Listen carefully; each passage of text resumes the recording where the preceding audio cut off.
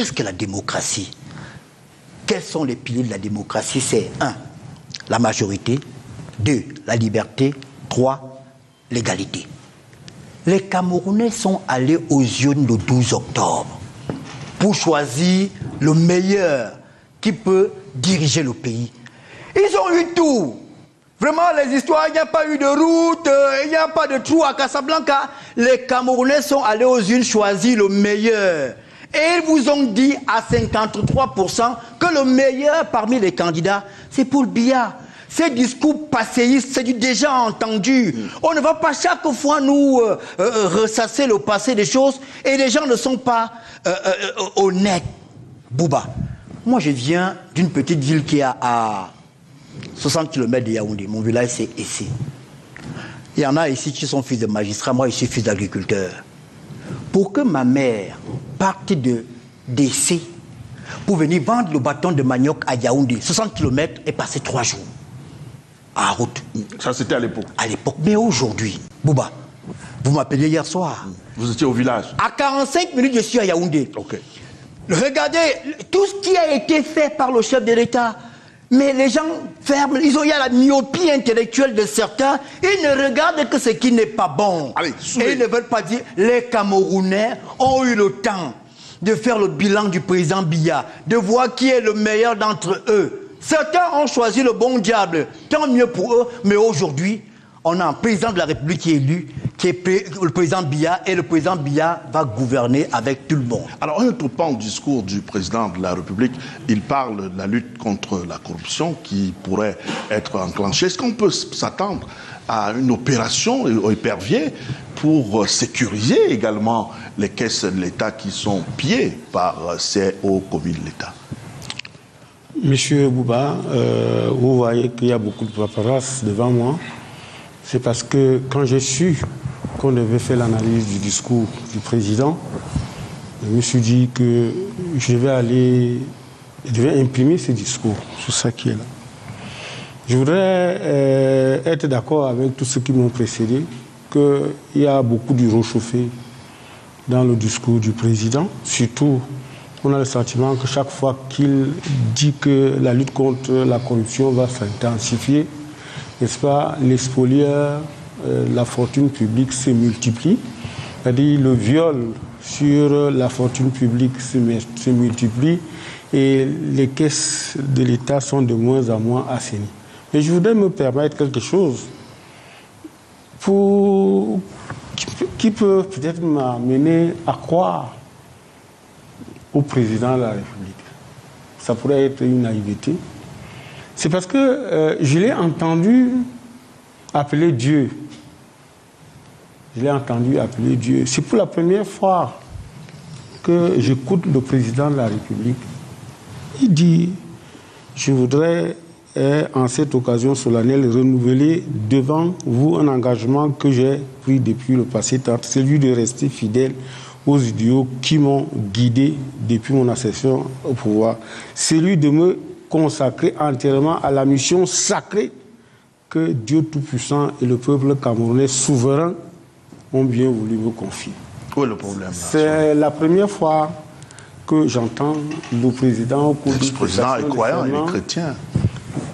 Vous me permettez? Non, je vous relance. Vous ne me parlez pas. Non, si je ne comprends pas quelque chose, si je ne comprends pas, j'ai le droit de vous relancer, Soulé.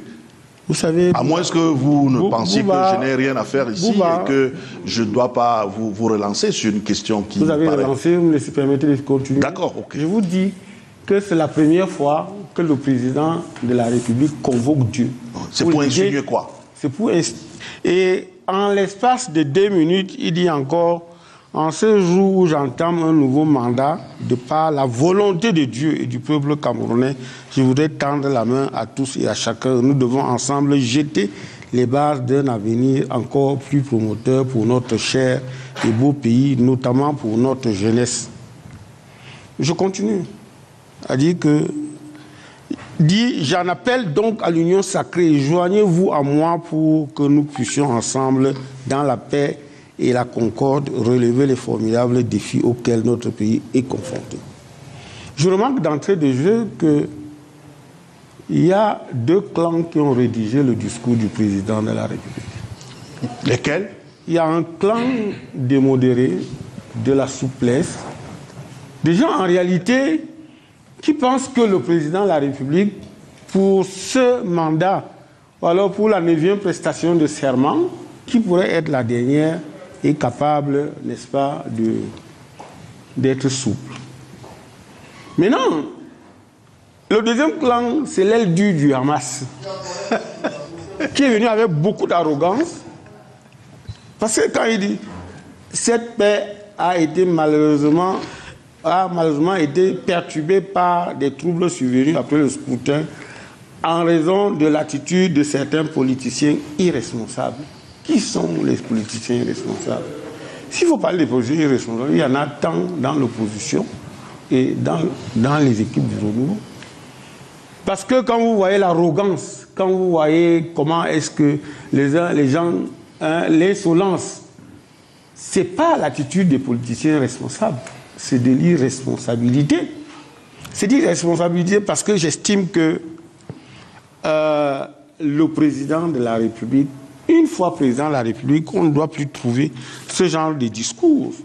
Surtout, certains reproches qui sont faits, il les intègre puisqu'il dit nous devrons également soumettre au Parlement certaines réformes permettant un fonctionnement plus efficient de l'État grâce à une adaptation de nos institutions aux exigences de notre environnement. J'ai voulu ajouter de modernité. Donc, on ne peut pas faire et dire au président de la République un discours qui a deux versants. Un versant de paix, d'appel à l'unité, et un autre versant où on considère que les autres politiciens sont des malhonnêtes, des irresponsables. Et quand il dit dans diverses localités, des scènes de pillage et de vandalisme d'une violence inouïe ont été observées. Il en a résulté des incendies, des destructions de biens publics et privés, des attaques contre les forces de l'ordre. D'accord.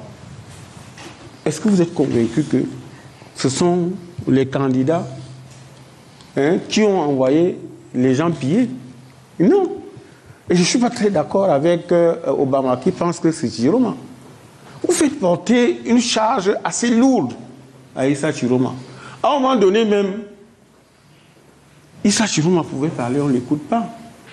Mais vous savez, le vandalisme, le pillage, ça ressemble étrangement aux émeutes de la fin de 2008. Tout à fait. Parce que le président Biya lui-même en 2008 avait dit « Qu'avons-nous fait pour régler le problème des jeunes ?» Il a posé la question à qui? Est-ce qu'entre-temps il a réglé? Non. Mais quand vous voyez des jeunes aller voler des bouteilles de gaz, du riz, comment vous appelez encore, des poissons, ils dévalisent toute une poissonnerie. Mais ça veut dire que les enfants, les petits-fils, les arrières des petits-fils du président Biya ont faim. Ils n'ont rien à manger. Et du coup, ils vont dévaliser les poissonneries pour avoir des spaghettis, pour avoir... Donc, tout cela, en réalité, on ne peut pas penser que c'est l'action de Chiroma. Je ne suis pas d'accord. Et puis, je voudrais dire une chose. Bouba. Charles Gabriel Mbok, le professeur Charles Gabriel Mbok, a commis un ouvrage en 1985 intitulé « Cameroun, l'intention démocratique ». Il analyse au sujet les rapports entre le peuple et le pouvoir, la différence entre la démocratie et la démocratisation, la culture et la démocratie. Le livre reste d'actualité aujourd'hui. Tout laisse croire que notre pays est resté dans l'intention démocratique. Il n'y a pas une réelle volonté d'instaurer la démocratie au Cameroun. Nos problèmes partent de là. La démocratie est absente. Mais tout le monde crie démocratie. Il faut savoir, Bouba, comme le disait encore Abraham Lincoln, que la démocratie appartient au peuple. La démocratie appartient au peuple. La volonté du peuple doit être exécutée.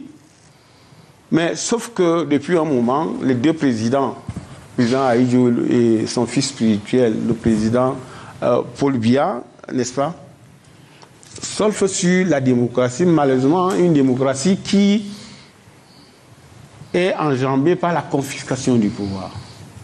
Et là, je vais prendre le contre-pied d'Obama pour lui dire que, en démocratie, on n'emprisonne pas ses opposants. On ne tire pas ni ne tue son peuple qui revendique. On ne concentre pas entre ses mains tous les pouvoirs exécutifs, parlementaires, judiciaires. En démocratie, on n'accepte pas de se faire appeler père de la nation. En démocratie, on limite les mandats pour ne pas s'éterniser au pouvoir.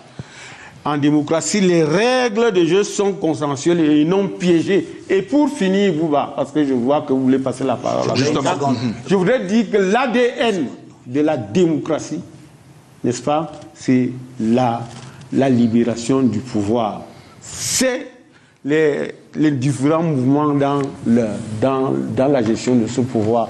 La Chine est communiste, mais elle a déjà changé de président combien de fois?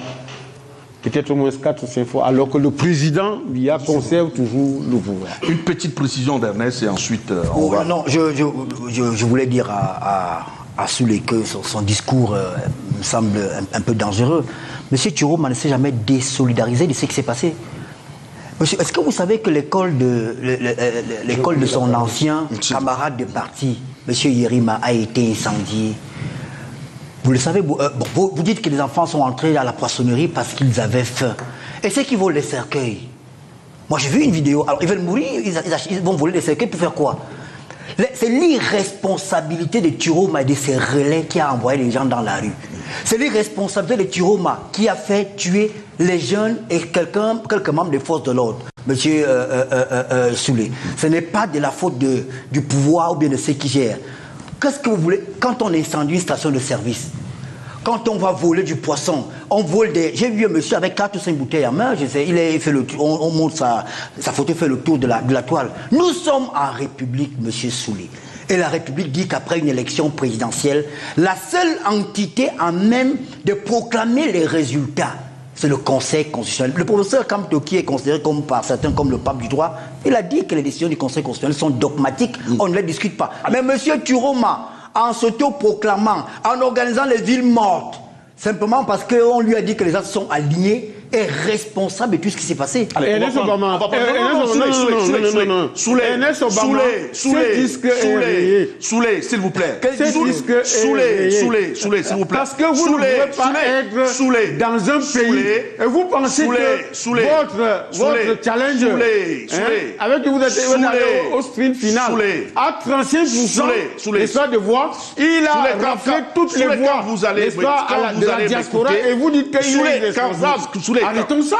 Quand vous allez m'écouter, vous comprendrez que... Je vous écoute. Non, il ne faut pas prendre la parole à tort à travers. Je ne vous ai pas donné la parole. Je ne vous ai pas donc donné la parole. Je vous écoute. Je la retire. Reprenez votre parole. Justement, je la retire. C'est ça que vous savez faire. Il voulait... Merci, je la retire. Je l'ai donné à Boubio Kono pour...